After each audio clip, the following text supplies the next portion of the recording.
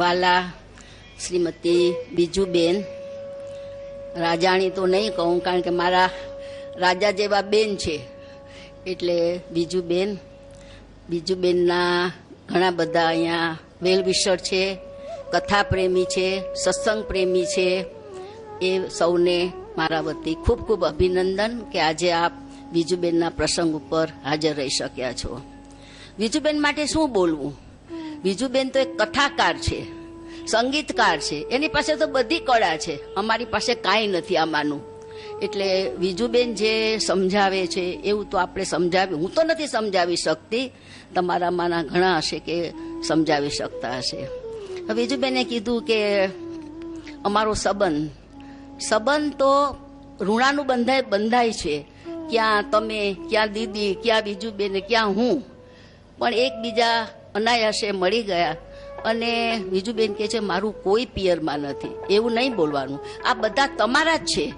અમારું મંડળ એક પિયર જેવું જ છે કે અમે મંડળમાં જવાના હોઈએ તો અમને સવારથી એમ થાય કે ઓહો દીદી 3 વાગ્યાની મિટિંગ રાખી છે, હવે મારે તો જમવાનું બહુ મોડું, એટલે મારે જમીન તરત તૈયાર થવું પડે.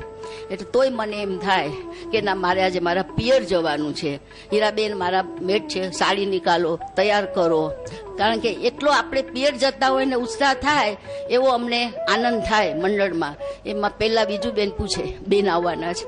હું દીદીને પૂછું બીજુબેન છે કે નહીં અહીંયા, એટલે કે હા બીજુબેન આજે આવવાના છે.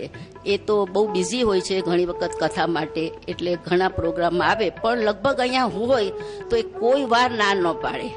દરેક વખતે મંડળમાં આવે અને બધાને પોતાના સત્સંગનો લાભ આપે અને બધાની સાથે એન્જોય કરે. એવું નહીં કે હું વ્યાસપીઠ ઉપર બેસું છું એટલે હું ઉપર ને તમે બધા નીચે, એવું નહીં. બધા સાથે સરખા જ થઈને બેસે અને બધાની સાથે પ્રેમથી મળે, વાતો કરે.